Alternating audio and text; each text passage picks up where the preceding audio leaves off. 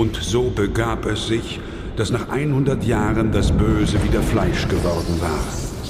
Als unsterbliches Geschöpf der Nacht kam es die Gestalt des Wolfs, der Fledermaus oder des Nebels annehmen. Es labt sich am Blut der Menschen. Dracula, der Fürst der Finsternis, Herr des Teufelsschlosses, ist auferstanden.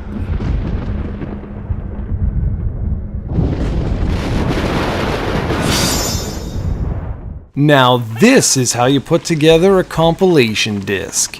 Castlevania The Dracula X Chronicles collects two of the very best games in the Castlevania series, Castlevania Rondo of Blood and its much acclaimed sequel, Castlevania Symphony of the Night.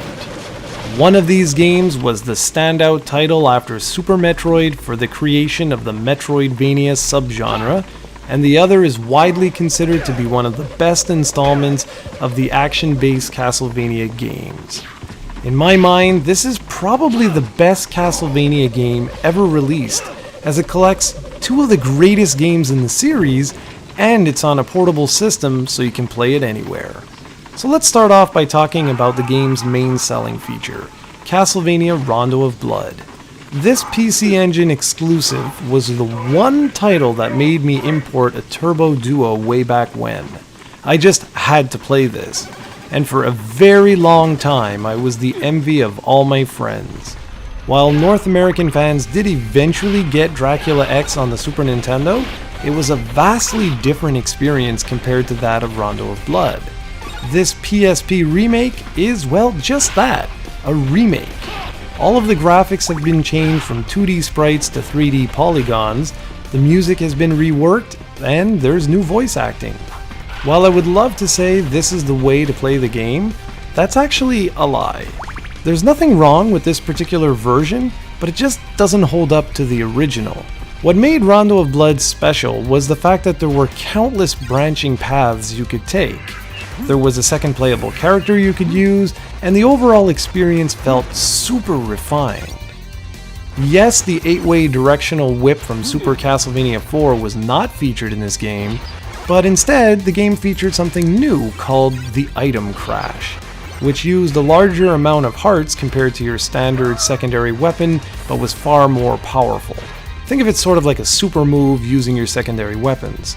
Rondo of Blood was the last classic Castlevania game before Konami would move on to the Metroidvania style. And well, what an excellent way to cap off this portion of such a legendary series.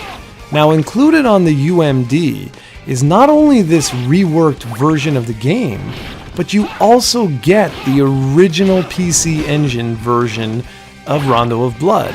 You can play it with the original Japanese dialogue or the newly dubbed English track, whichever you want. Now, the English track is indeed ultra cheesy, but you know what, it kind of fits. Since Rondo of Blood is based on an old school series, you can expect a blisteringly difficult game with precise jumps and cheap deaths everywhere. That said, thanks to the inclusion of both Richter Belmont and Maria Renard, you shouldn't have too much trouble making it through the game. Each character plays completely different than one another, where one is more agile and weaker overall compared to the stronger but slower counterpart. Using both characters will allow you to traverse every nook and cranny of the game. What I really liked with this newly reworked version of Rondo of Blood is that you can easily jump around to the different branching paths in the map system. So if one level is kind of annoying you, you can easily just try another path. This version is also chock full of surprises and goodies to unlock. The one big drawback to the remaster is that the physics have been redone, so Richter and company don't handle the same way they did in the original, which does take some getting used to, and it's one of the main reasons why I prefer the original over this one. Not only can you unlock the original version of Rondo of Blood, but you can also unlock a wide assortment of audio tracks, and of course, the best feature of all is that you can unlock Symphony of the Night, and it's absolutely amazing stuff. Now I know some people will say, why do I need to unlock the original Rondo of Blood or Symphony of the Night? But I think this was done to force players to at least try the remastered version of Rondo of Blood, and you'll be happy to know that these particular unlocks aren't very hard to, well, actually unlock. While you have two versions of Rondo of Blood to mess around with, the real surprise, at least to me, was the inclusion of Symphony of the Night. By the time Dracula X Chronicles was released, Symphony of the Night already had an Xbox Live Arcade release, so in other words, an HD version was already out there. However, that was pretty much a direct port of the PlayStation original, just upscaled to high definition. Here, Konami actually reworked certain elements of the game. Maria is actually a playable character in this version of the game, which reminds me a lot of the Sega Saturn version where she was also playable. Interestingly enough, all of the dialogue has been completely rewritten and re-recorded. And while I personally prefer the original voice cast, that's likely just nostalgia speaking, as the dialogue itself is much better here.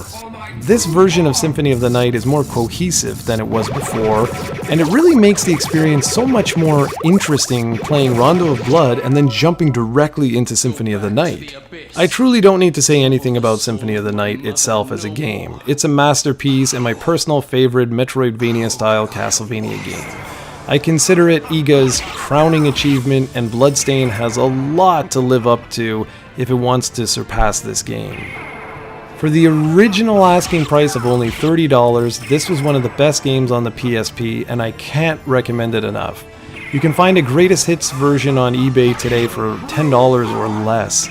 It's absolutely one of the best games on the PlayStation Portable, and you must own this game if you have a PSP. It's a masterpiece.